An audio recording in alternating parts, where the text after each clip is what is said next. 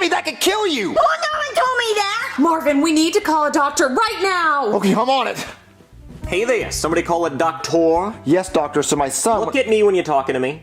Well, listen, I'm saying that, but my I said, son... look at me when you're talking to me, goddammit! Look into my eyes! Now tell me, what is going on? What the hell is going on? Well, my son, when he talks, it's weird. Jeffy, talk. Hey, guys, it's me, Jeffy! Why does it do that? Well, we know why his voice sounds like that, Well, it because... sounds to me like his balls haven't dropped. But he didn't sound like that yesterday. Well, maybe he got kicked in the nuts and it made his voice higher, because sometimes when you get kicked in the nuts, it makes your voice higher. Well, no, we know what happened. Ask me how I know. What? Ask me how I know that when you get kicked in the nuts, sometimes it makes your voice get higher. But we know why his... Ask me how I know. How do you know? Well, when I was younger, I was the king at kicking people in the nuts. You don't have legs. Exactly, and this is the story of how I lost my legs. Don't worry, baby birds, I'll feed you. This is what happened. So back in high school, I was in PE class playing this game called kickball. Now, I'd never really heard of kickball, and I didn't understand the rules, but I thought I could probably figure it out. So they rolled this big red ball to me, and I thought that was some kind of obstacle. So I jumped over it, and then I ran up and I kicked the guy in the mound right in the balls. And the ball crunch was so satisfying. He squealed like a little girl. And then after that, I was just addicted to kicking balls. I ran around all the bases kicking everybody in the balls. Everybody on the playground was just laying on the ground holding their balls. And I thought I was the kickball champion because everybody was calling me Ball Buster Brooklyn.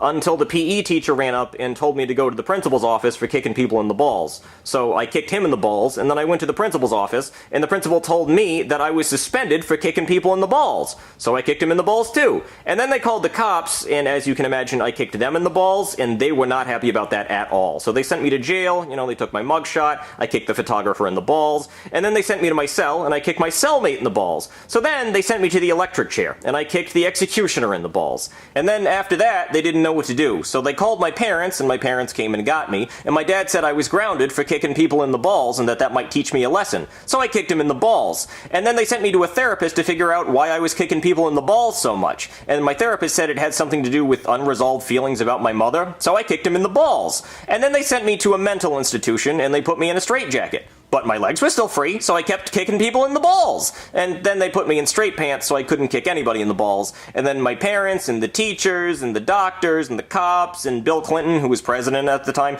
they all got together and were trying to figure out what to do about me, because I was a serial ball kicker. And then they decided that they needed to amputate my legs, because I just could not be trusted with legs anymore.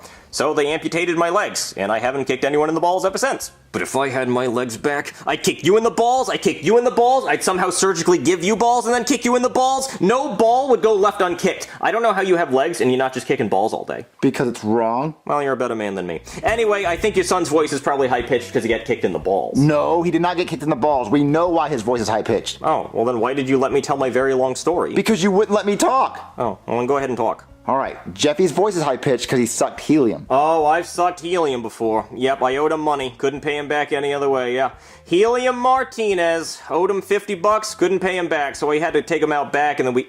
Oh, you mean helium, the gas. Yeah. Yeah, no, that's what I meant too. Yeah, helium, the gas. Yeah, that's what I sucked. I've sucked the gas. Yeah, I actually have a whole story about it. Yeah. Me and my Grandpa Joe were at Willy Wonka's chocolate factory, and we stole fizzy lifting drinks, right? And then we started floating up toward the ceiling, but then there was a big fan up there. So then we realized if we burp, it makes us go lower. So, oh wait, that didn't happen to me. That happened to Charlie Bucket in the movie Willy Wonka and the Chocolate Factory. I'm just gonna stop talking now. Yeah, so Jeffy's voice is high-pitched. It's just stuck that way. Jeffy, talk. Yo, my name is Nico Bullock. Well, I don't know. Have you tried burping? It worked for Charlie Bucket.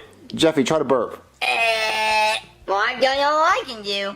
Well, see, the thing is, he sucked an entire tank of helium. Oh my god, that's dangerous! He could have died! Well, is he going to? No, I mean, if he was gonna die, he probably would have done it already. Oh, I have an idea. How about this? Have you tried sucking on that gas that makes your voice deeper? There's a gas that makes your voice deeper? Yeah. It's sodium hexafluoride, I think. Yeah, you suck it and it makes your voice deeper. It's like the opposite of helium. Well, we'll grab it. We'll give it to Jeffy. His voice will go back to normal. I mean, that shit ain't cheap, Jack. It's like $400 a liter. What, it is? Yeah, and I have a liter at my house, but it's gonna cost you. Well, all I have is $100. Okay. Well, you know what? For you, buddy, I'll take a 75% loss. But, you can't be too careful. Alright, it checks out. I'm gonna go get that. Cámbiate a Verizon por solo $25 por línea garantizado por 3 años. El ahorro que dura en la red que quieres. There is a lady who lives uptown.